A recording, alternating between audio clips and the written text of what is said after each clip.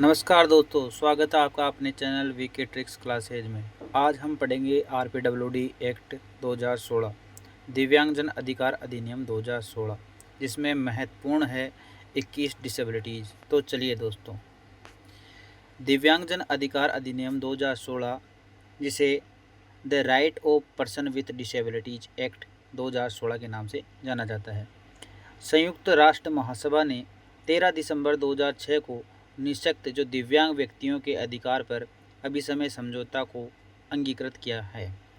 अतः निःशक्त व्यक्तियों को सशक्तिकरण के लिए संसद के उच्च सदन द्वारा 1 दिसंबर 2016 को निःशक्त व्यक्तियों दिव्यांग व्यक्तियों का अधिकार अधिनियम 2016 पारित किया गया। कब पारित किया गया?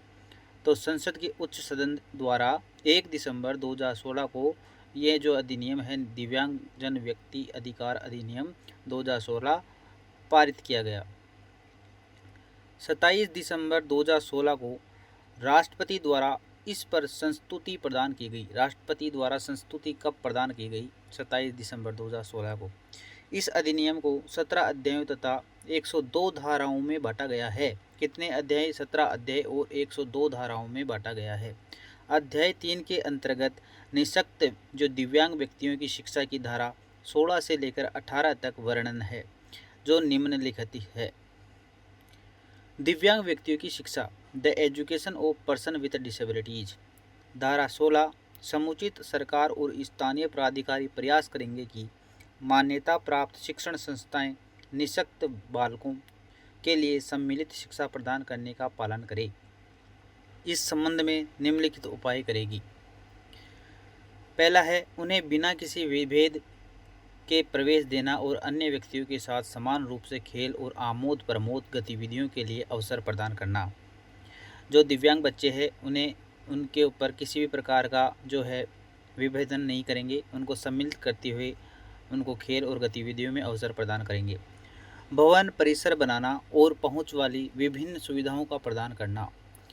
जो उनके लिए है भवन परिसर बनाएंगे और विभिन्न पहुंच वाली विभिन्न सुविधाएं प्रदान करेंगे। व्यक्तिगत अपेक्षाओं के अनुसार उपयुक्त जल, स्वच्छता एवं स्वस्थ सुविधा लाएंगे।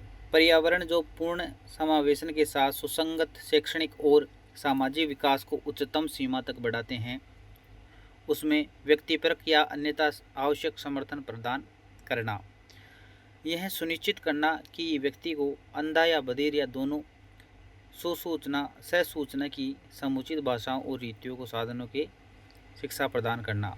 आगे है नेक्स्ट, यथाशीघ्र बालकों में विनिर्दिष्ट निःशक्तताओं की विधा का पता लगाना और उन्हें प्राप्त करने के लिए उपयुक्त शैक्षणिक अन्य उपाय करना।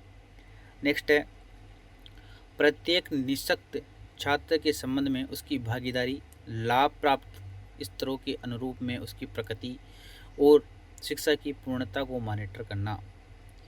नेक्स्ट है, दिव्यांग बालकों और अधिक सहारे की आवश्यकता। जैसे कोई दिव्यांग बालक है जिसे अधिक सहारे की आवश्यकता है, विकलांग बालकों के घूमने के लिए भी परिवहन सुविधा उपलब्ध कराना। विकलांग कहना वैसे तो सही नहीं है, जो विकलांग शब्द है उसको हटाकर दिव्यांग शब्द हो गया। उनको घूमने और उनके जो परिचर है उनके लिए वाहन सुविधा उपलब्ध कराया जाएगा।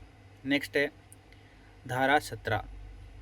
धारा 17 क्या कहती है? समुचित सरकार और स्थानीय प्राधिकारी धारा 17 के प्रयोजन के लिए निम्नलिखित उपाय करेंगे।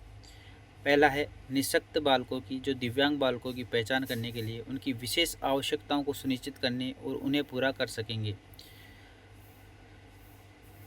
उसके विस्तार तक स्कूल जाने वाले बालकों के लिए सर्वेक्षण संचालित करना, परंतु पहला सर्वेक्षण इस अधिनियम के प्रारंभ की तारीख से 2 वर्ष की अवधि के भीतर संचालित होगा।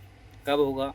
जो प्रारंभ की पहली तारीख है उससे 2 वर्ष की अवधि के भीतर संचालित होगा। नेक्स्ट है, शिक्षक प्रशिक्षण संस्थाओं को पर्याप्त संख्या में स्थापित करना। जो स्पेशल एजुकेटर है उनके प्रशिक्षण के लिए पर्याप्त संख्या में जो संस्थाएं हैं उनको स्थापित करना। शिक्षकों को प्रशिक्षित और नियोजित करना, जिसके अंतर्गत निःशक्त अध्यापक भी है जो सांकेतिक भाषा और ब्रेल में अहिर्द है और जो बौद्धिक रूप से निःशक्त बालकों को अध्यापन में प्रशिक्षित है।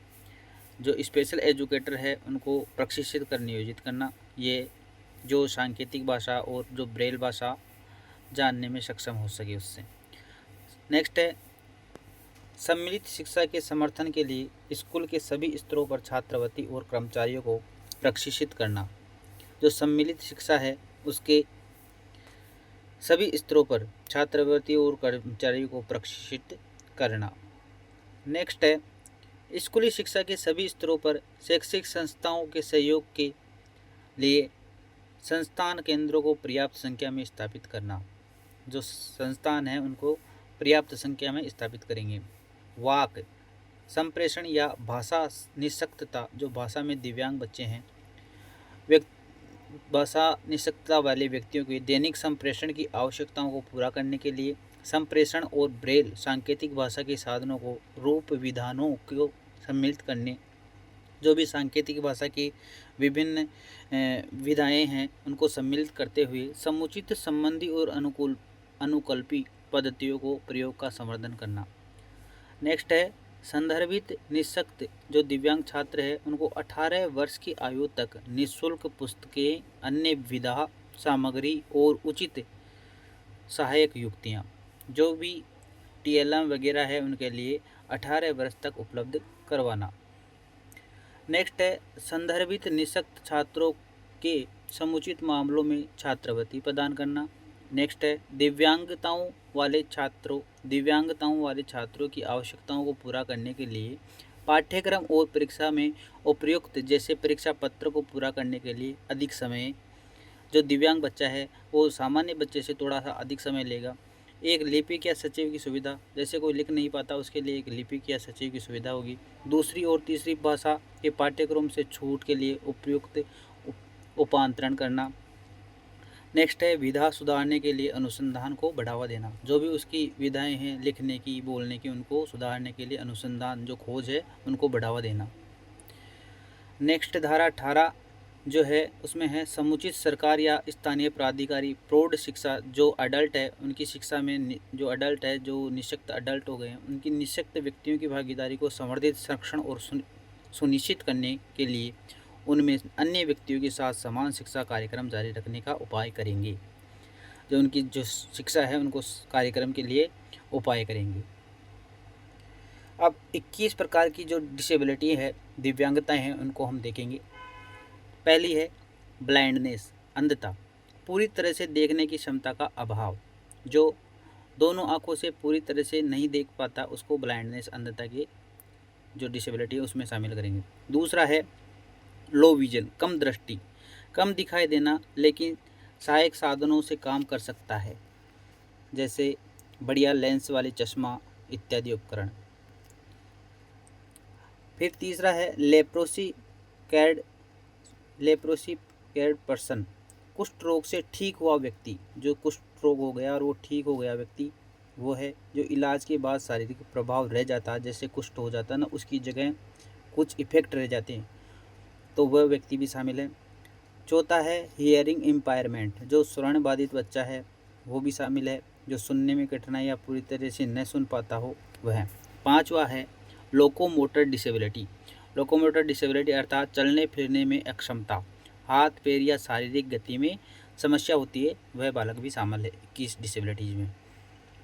छठी है डेवर्फिज्म, बोनापन, जो बच्चा बोना है वह भी कम ऊंचाई वाली की स्थिति भी एक डिसेबिलिटी मानी गई है।